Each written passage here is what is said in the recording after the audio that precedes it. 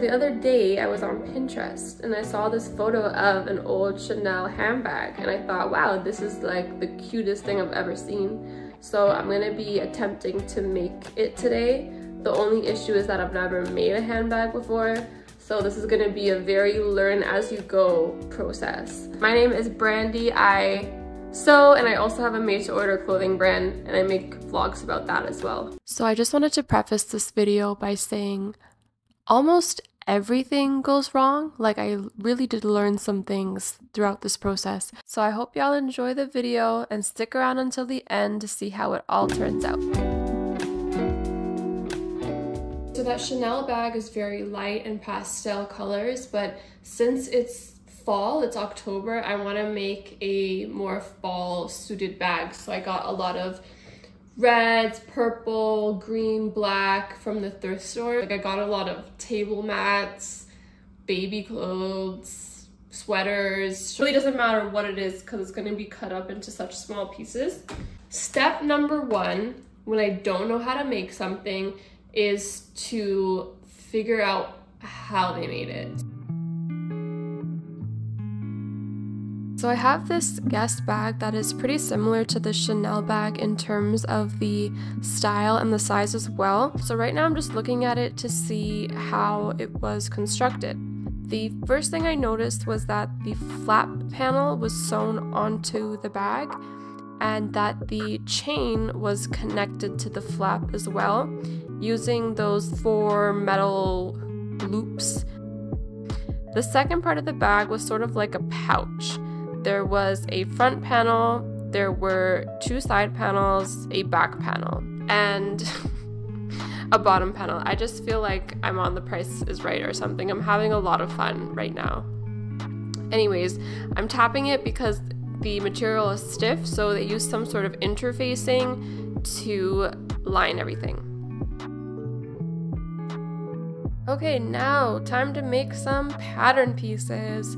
I am taking the measurements of everything because I'm going to be using these measurements to make my pattern. You'll see later that I go a little bit rogue with some of these measurements, and I don't suggest doing what I did because, yeah, you'll see. Anyways, here I just decided I'm gonna do 1 panel for the sides and the bottom because honestly I just felt like it would be easier. I will list all these measurements at the side if you guys are interested.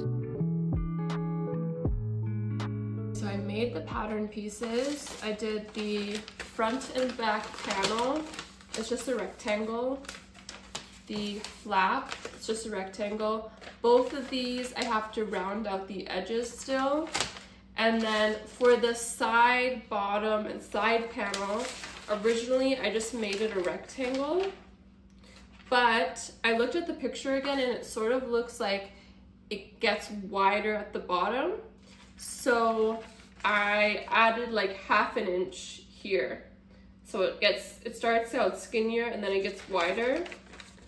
So maybe I don't even know if that's what they did for sure, but that's what I'm gonna use and we'll see how it goes. Oh, young Brandy. I mean, I guess I could see what she was trying to do, but I did have to go in and fix it later. Anywho, here's how I wanted the front of the bag to look.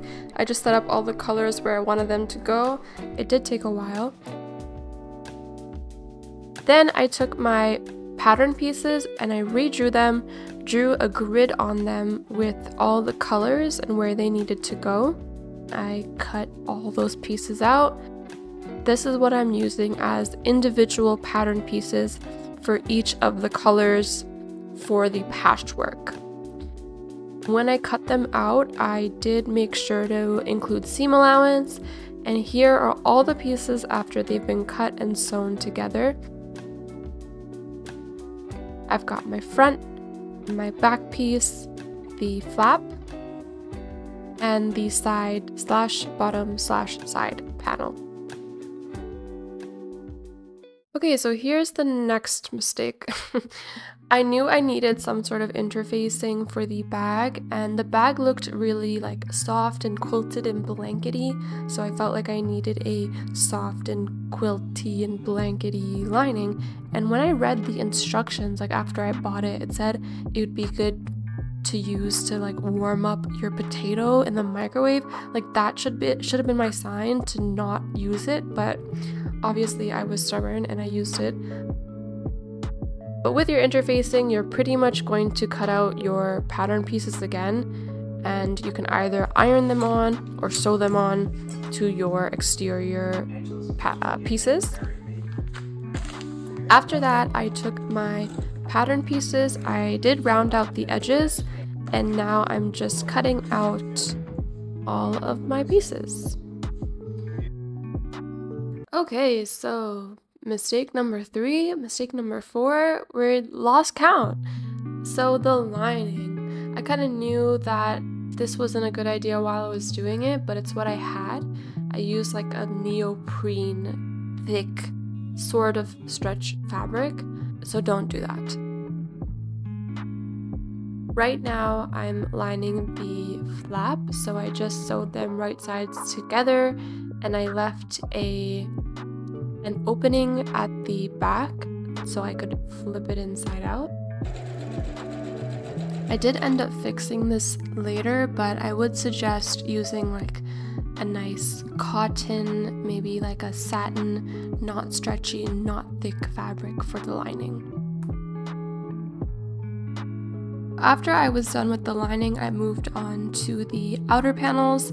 I took the front and side panel and pinned them together and sewed them down. While I was doing this, I felt like I was shearing like a sheep or something. It was so bulky and thick. At one point, my needle broke as well. I had to make sure that at every bend, I folded the fabric so that everything aligned nicely. Then I attached the back panel, and this is how it was looking. I mean, not bad. It's okay, but it was a little just bad. So I ended up taking this whole thing apart and taking the side panel and making it skinnier. Or probably cut off like a couple inches on both sides, which would actually equal around to the original measurements, which I should have just used from the beginning.